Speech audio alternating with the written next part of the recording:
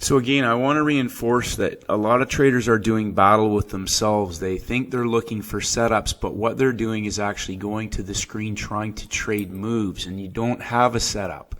So remember that you need if you're trying to trade a move because you're at the low or the high, that's where you're actually getting caught in the wrong directions, because you do not have a setup.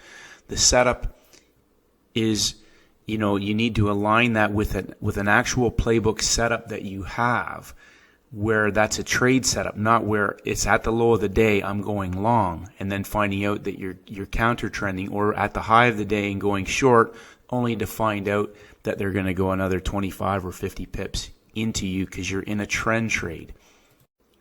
So if we take a look at the Canadian dollar, we just go back, just take a step back. Okay, we've talked about this.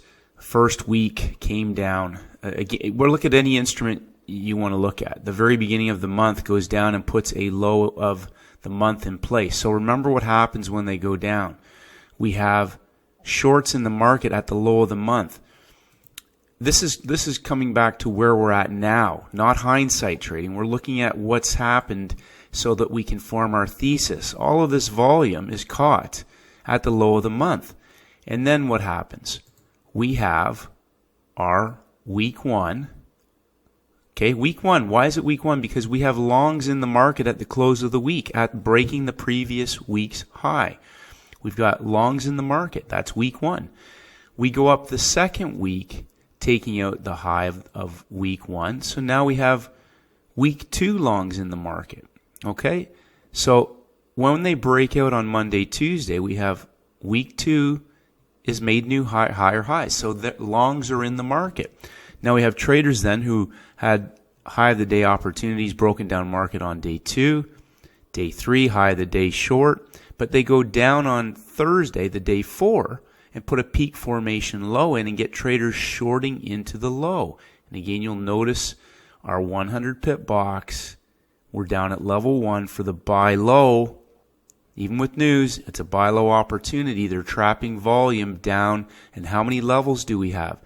So forget about the actual specific count, but just look at the big picture. 50, 50, and 50. That's 3 levels of 50 down to the low of the week, low of the day, low of the session on Friday for the explosive reversal back up. Closing the week now. Closing the week as a green week. Okay, it opened, closed above where it opened. And now we have week 3 longs in the market. Week 3 longs. Why is that? Because we broke out of the previous week's high. So breakout traders immediately get 75 pips put into them. So traders that are long, we had obviously high of the day shorts in the London session. If you're not sure, if you can't see the specific enough, this is the Canadian dollar. So open up your charts, go back through and walk yourself through the process so that you actually know what you're seeing.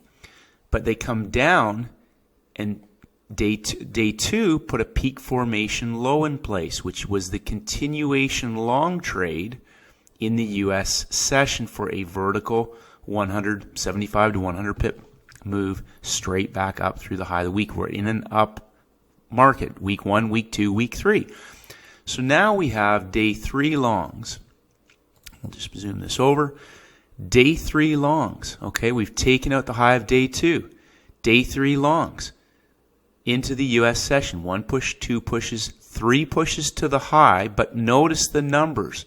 We're 25 pips above the 00 box. High of the day, 3rd hour short for a 50 pip move back into longs from the London session. I've talked about this before. Day 2, your odds of a reversal trade opportunity increase, except that we had the trend trade on day 2. So repeat after me. Day 2, level 2. That's the trend day. If you're going long, you're down low coming long.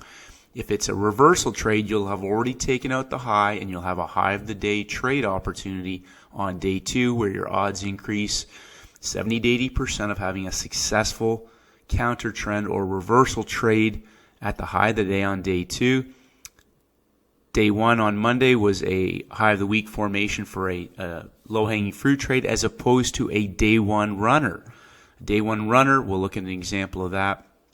I believe the euro was a great example. So today, third hour trade, high of the day, 25 pips above the 100 pip box for the 50 pip reversal trade back into longs from the open of the Europe session.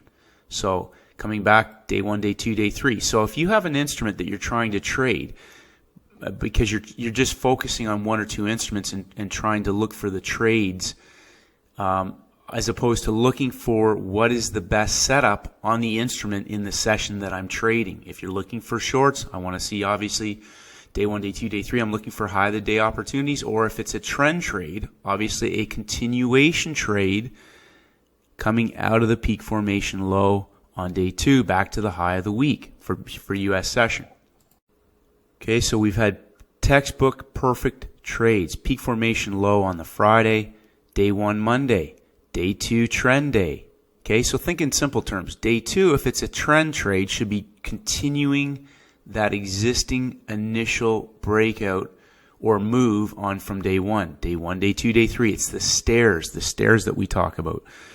We get to the high of the week, high of the day, US session after the news, New York Open, double zeros for a 50 pip reversal down into traders that were long in the Europe window.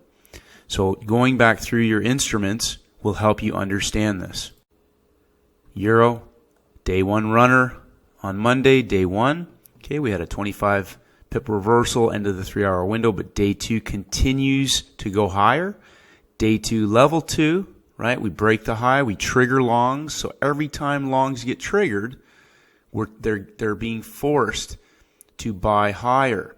They come, breakout traders are triggered into the market, and again, notice our double zeros. We're moving up into the peak formation from Friday. We're 50 pips above the box. This double zero area now may act as a support area, and the 50 can act as resistance.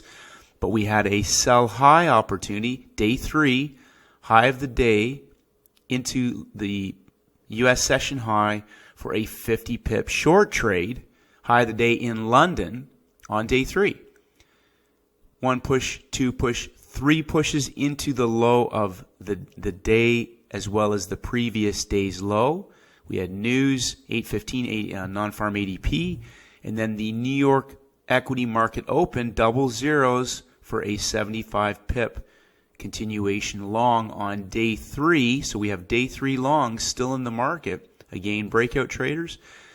So we'll have to obviously observe what happens tomorrow. On Thursday, we could still have a reversal opportunity at some point for a fairly large move down. We've got day three longs in the market. They've put in a peak formation low, so double zeros. This 1,000 is major round number level that could act as support also.